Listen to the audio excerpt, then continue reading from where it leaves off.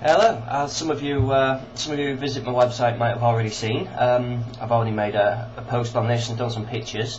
Thought I'd just do a video file to finish off the options. I am of course talking about the Wiimote or Wii Remote jacket that Nintendo have offered of late.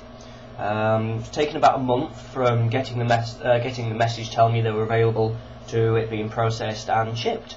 I wonder how much of that is actually to do with the mail strikes that have been happening here in the UK. So that might have pushed it back a couple of weeks, but they turned up and they're pretty cool looking. Well, pretty cool device things themselves. There's plenty of these already on the market. I think Nintendo were trying to get in on the act a little bit, or maybe even just stop others from producing crapper ones. It's a nice silicone kind of polymer kind of thing. It's non-slip. There's a lot of shock absorption in the top, not so much at the bottom. There's a little bit with the bulging at the edges to soften them off compared to these. The top is where most of the focus is. It's quite well moulded to fit the hand. You know, there's a bit of shock absorption there, so that'll be quite good for accidental wallops in the face and smacks in the head.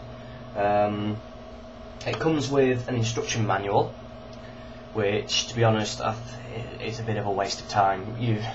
If you can't figure out how to put one of these on, then I don't think you should be having a console if you can't figure this out. But basically, it slips quite easily in. You just need to be careful of the little holes that are in there. Feed the strap through.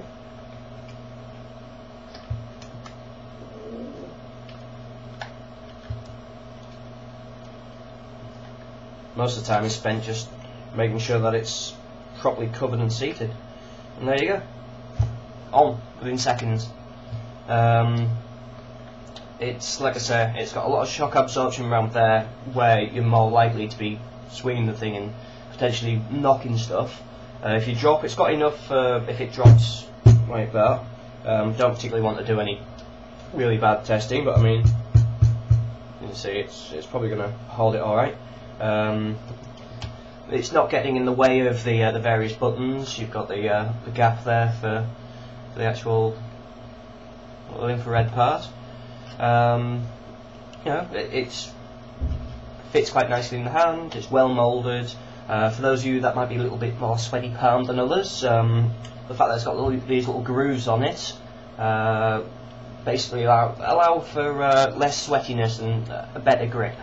It's got a nice cool little dust cover for the expansion port on there for you to plug in the nunchuck, which just snaps in, and it doesn't get in the way at all.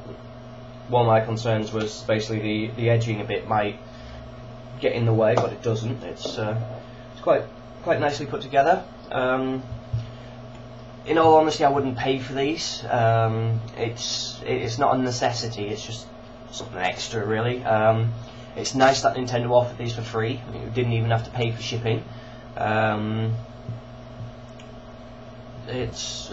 just wish a lot more companies would add little value-added things like this. I mean, it costs probably pence to make, but a lot of the customers were like, "Oh, cool!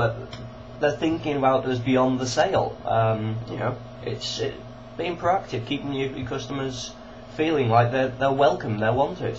The only thing that we need is just some decent games. I have to admit, the Wii is lacking a bit on games. It's been out for nearly a year now, and we're still struggling for decent titles. Certainly here in the UK, situation's more than likely different in the US and in Japan, since Europe seems to be an afterthought nowadays. But leaving that bit aside, for what it is, a nice freebie, I can't fault it. Good one, Nintendo. Try to keep it up. I look forward to whatever next you come up with. That's all for this little extra one. If you want to keep up with whatever I'm babbling on about, just visit www.pissetnerds.com, and I'll see you later. Take care.